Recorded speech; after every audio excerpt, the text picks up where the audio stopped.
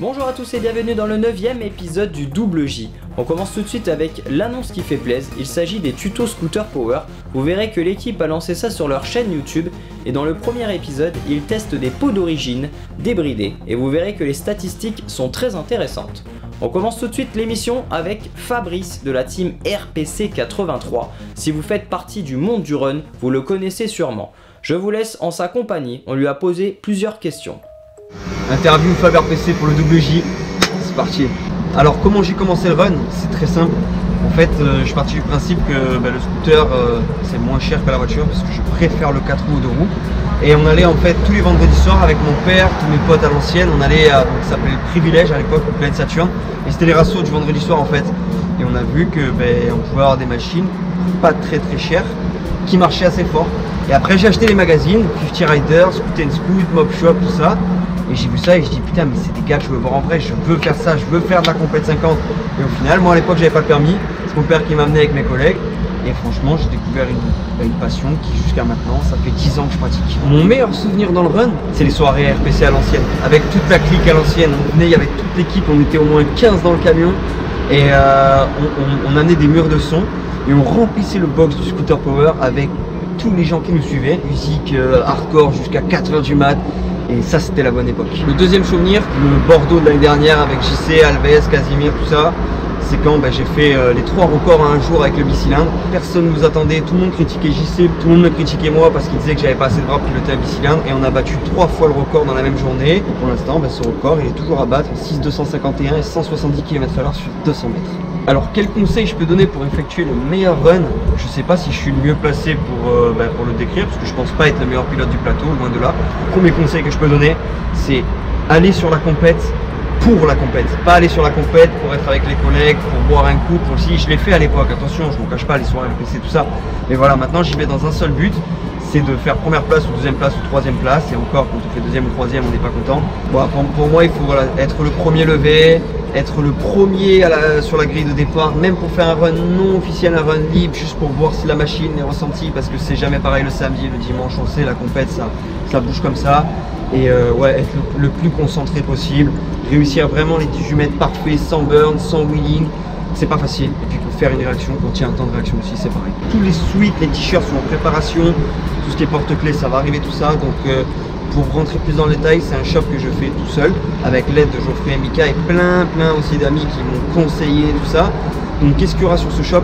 Il y aura des suites de couleurs, il y aura des t-shirts de couleurs, des porte-clés, des caches-allumages, des stickers de couleurs.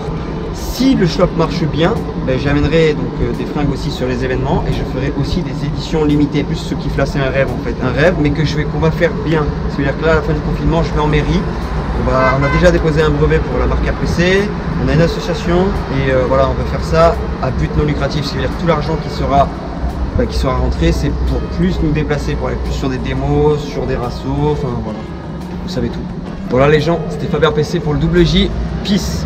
Merci Fabrice d'avoir répondu à nos questions et on continue tout de suite l'émission avec un championnat bien particulier. Il s'agit de la Monster Race. Ce championnat a commencé en 2010 sur la piste de Carole avec des mecs un petit peu foufou à la style Jobar Team. Alors voilà, déjà je tiens à remercier Rémi Brière de m'avoir renseigné un petit peu plus sur ce championnat que je ne connaissais pas. C'est le pionnier.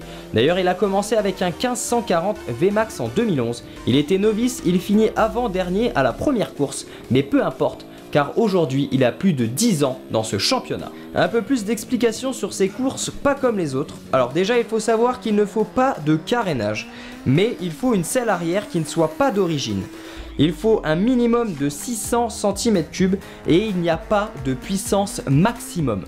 Dans ce championnat, il y a plusieurs disciplines. Il faut savoir qu'il y a de la course de côte, de la course de vitesse et de l'endurance à 2 et notamment du run.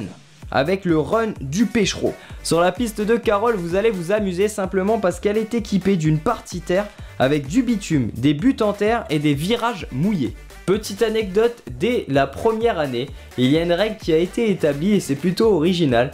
Tout le monde doit se faire la bise. Petite dédicace aussi de la part du pionnier, au boss Antoine Hardcore, qui grâce à lui, lui a permis de réaliser tous ses rêves de jeunesse. Voilà, j'espère que toutes ces photos et vidéos vous ont donné envie de participer à ce championnat pas comme les autres. Et si vous avez d'autres vidéos, n'hésitez pas à m'envoyer tout ça, je me ferai un plaisir de refaire une émission dessus. Encore un merci à toi GG Petit Lapin, à Rémi et à Cube de m'avoir envoyé les photos et les vidéos. Et on continue cette émission avec un autre pilote pas comme les autres. Il s'agit de Amael Lemaître, originaire de Picardie. Il a commencé la compétition en 2009 pendant 5 ans où il a roulé en UFOLEP en Promo 50, où il a été champion en 2012 et 2013. En 2015, il a été pilote Polini au TGO dans la catégorie 80. En 2016 et 2017, il a roulé en Coupe Yamaha Promo Sport 125, où il a fait 3 podiums, une pole et un top 10 au classement général sur les 2 années. Il a également participé 2 fois aux 23h60 en 2013 et 2014. Parlons à présent de ses talents artistiques. Il a fait un bac STI en art appliqué, puis un BTS en design de produits. À la fin de ses études, il s'est pris une petite année pour lui, où il a créé sa première mascotte personnelle et il l'a postée sur Facebook. Les gens ont tellement apprécié son travail qu'il a créé sa propre auto-entreprise et une page qu'il a appelée Amael fait de la moto. Il a commencé à créer de nombreuses mascottes et à travailler avec Louis Rossi l'année où il remporte le GP de France Moto 3. Il a notamment travaillé avec d'autres pilotes que l'on connaît bien, Loris Baz, Freddy Forêt et le team Car Expert. Aujourd'hui, il a vendu plus de 500 mascottes dans 14 pays différents, notamment à certains champions du monde. Kenny Forêt, Bruce Rolfo, Dimitri Koltakov, Yuki Karahashi, Lucy Gatsby. Depuis l'année dernière, il est également auteur de bandes dessinées et publie dans le magazine Brop. Voilà, à présent vous avez vu le travail de qualité d'Amael. Si vous aussi vous avez envie d'avoir votre propre mascotte, n'hésitez pas à le contacter. Et nous, on se retrouve très prochainement pour un autre épisode. C'était Marvin, à très bientôt. Ciao ciao!